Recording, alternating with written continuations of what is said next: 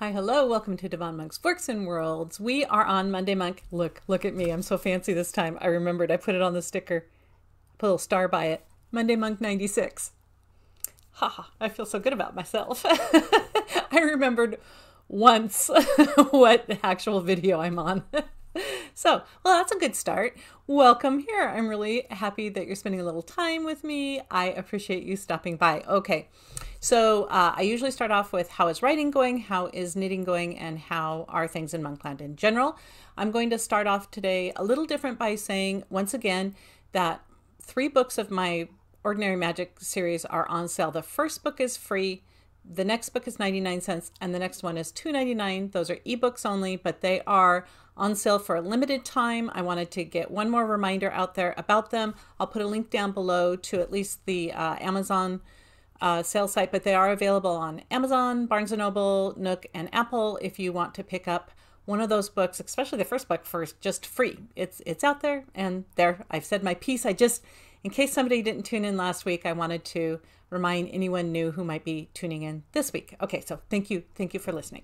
All right, so how are things going with writing? Things are going well, thank you. I am making some progress on Wayward Devils. You'll probably be hearing me say that a lot in the next few videos because that's the main project I'm going to be working on. I'm also getting some work done on 2 big books that will be side projects this year. Side projects in that I won't probably be publishing them this year.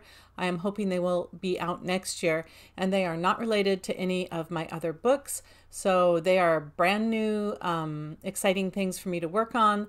I will see if I can release more books in some of the series that we know this year. Things are a little still up in the air on how it's all going to come together, but as I get things figured out, I will let you know. Actually, you probably know first. Maybe some people on my Patreon hear about it first before here, but this is a really good place to get news. So if you're subscribed, or if you at least have hit the little like button, that helps the channel and it helps it show up again for you. Yeah, you'll hear the news right here, right now. So yeah, writing's going good. Working on Wayward Devils. Let's see, anything interesting that happened. I had a bad guy show up from book 1. Remember that hunter? I don't know if you've read the books, but in book 1 there's a hunter that shows up to try to take this magic book away from our hero and heroine, and there's some action that goes on right there. He just showed up in this book, and I'm like, okay, I see. We're gonna really put the pedal to the metal in this book, and we are.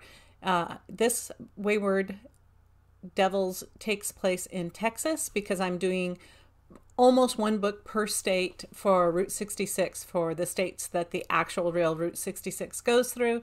And so we've done Illinois and Missouri and Oklahoma, and we're on Texas. Well, we did Kansas, Oklahoma. I did a little scene in Kansas and the rest of it in Oklahoma. I kind of smushed the 2 together because I think this is a 6-book series, and there's is there 8 states that it goes through, including California, Route 66 goes through.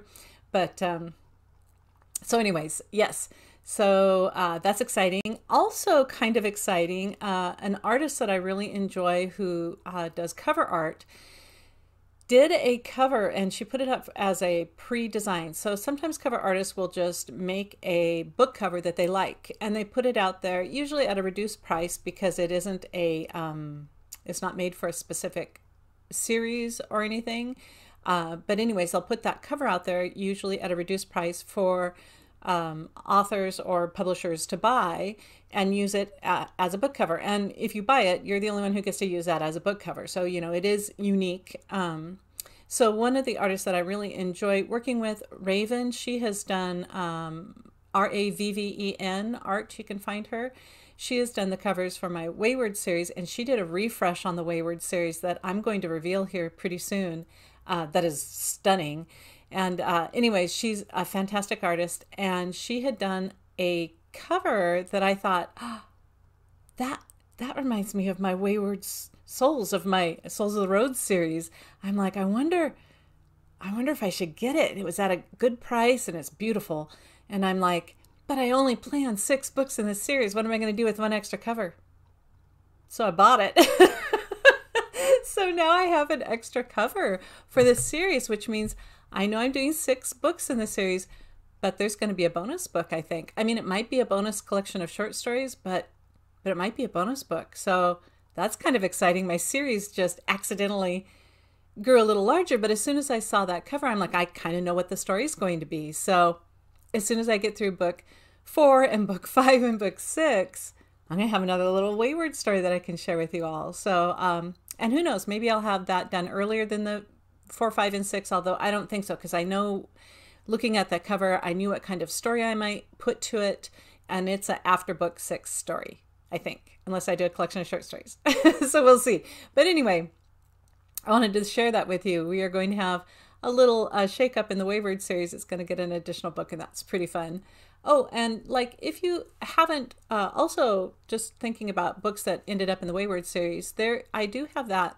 It's a short book. It's called Oak and Ink, and it is a spin-off of the Wayward series. It's with Ricky the Crossroads, who they meet in Oklahoma. I think that's right. Missouri, Oklahoma. Anyways, they meet Ricky, and she is a powerful character, and she gets her own short novel that is already out there. You can find it, Oak and Ink. Yeah, so anyway. Yeah, so Wayward. That's obviously where my mind is right now. That's what I'm working on, and it's going pretty well. Thank you. And yeah, so next, how is knitting going? Good. That's going good too. I finished the hat. It's one of those hats that has a bill on it, you know, like a cap. And I don't make a lot of bills, and I followed this hat's pattern to make the bill. And if I were to have made the pattern, I would have done the bill differently. I would have done it a little flatter. It turned out almost a little pointier and longer than I really wanted it to be. But I haven't given it to the recipient yet. We'll see if once they get it, if they like it, and if they don't, I can just undo the bill and redo the bill and put a new one on. But I wanted to make it strong enough to hold itself out as a bill, because the way that the knitting works, it's too soft. It's just a kind of a soggy thing. And one of the things you can do is put some plastic in it, basically a thin plastic to help it stay stiff. And so I was looking around the house, and I'm like, what am I going to use? That's a thin plastic that, you know, has some good bend in it, and you know, I don't need it, so it'd be easy if I cut it up. And I was looking at, I have some fabric stiffeners, you know, that stiffener that you can put between fabric to make projects stiff, like Christmas stockings or purses, you know, that kind of in between. I can't remember what it's called, interface or something. I was looking at that, but I had a really lightweight kind, and I thought, well, I could double it or triple it up or something, because it has to hold up to these thick knit stitches. And then I'm like, I have coffee. And because I have coffee can lids. Like I'm sorry, just our day-to-day coffee is just, we pull it off the grocery store shelf. We just like it. We get I think is it Folgers or MJB? I can't remember the brand, but it's like black silk, but it's a dark roast, and we love it. And so we have a lot of the coffee cans, which actually I'm kind of feeling guilty about, because they're all plastic. And I'm like, we have a lovely bulk food aisle in our grocery store that allows you to just get bags of roasted coffee beans in different styles from different places, and at different roasts for, you know, light roast or dark roast. And we've done that in the past, just brought the coffee beans home and grind them, although they will grind them there at the bulk food aisle too in our grocery store, which is, again, fantastic.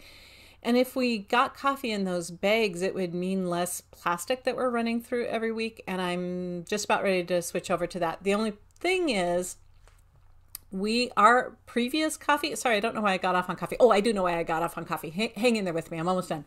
Our previous coffee brand that we had, that we loved, they discontinued. We couldn't get it in the stores anymore. And that was in a metal coffee can, which I kind of like, because that was easier to recycle. But so I spent, after that was discontinued, I spent some money and several weeks trying to find another brand coffee that brewed up in our coffee pot and tasted good, because we like a dark roast and not bitter. And so we found this one. Again, I think is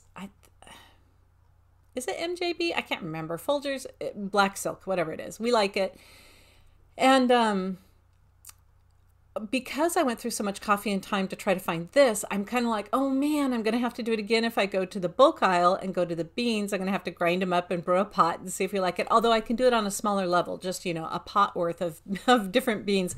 Whereas before I was buying like a can of coffee and then I donated them, so they didn't go to waste. But still, it's like, that's a lot of coffee to pay for and then to try and then not enjoy. So, but I think we're going to switch over to the beans, I think. But we aren't right now. We have just a pull off the shelf coffee. And why was I even talking about coffee? Coffee lid. The lid of the coffee can was the perfect thickness. It's very thin and flexible. And I thought, that's fabulous. I'll just cut that into the shape of the brim for the knit hat. And I did. And I stuffed it in between the knit layers. And it is terrific because it allows some moldability of the brim too, which is nice. But it also just kind of holds on its own. So yeah, and besides that, it makes the hat smell like coffee, and that's a win in my book. Okay, so for knitting, the hat is done, and I've moved on to my next project, which is a gift project someone has requested as a gift for someone else, so I'm working on that. That one is a pretty quick knit, so I should get that done within the next few days, I think. Putting it together takes a little longer, but not too long, and then I'll move on to the toy for the January newsletter, which I have not even decided what I'm making.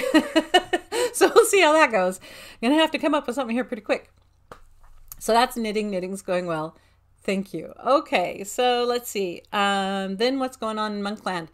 Well, I don't know where you live, but where we live, we have gotten some weather. We always get weather. It's Oregon. That's one of the things I love about it. We do get pure blue skies and easy winds, but we often have clouds up there in the skies doing interesting things, and we get lots of rain, and we get fog, and we get thunder, and we get windstorms, and we get, flooding and ice and over 115-degree days, and well, maybe 115 was our highest day, I can't remember, but like we get all the seasons. And winter arrived, and we ended up with freezing rain, sleet, which I think is freezing rain, and hail.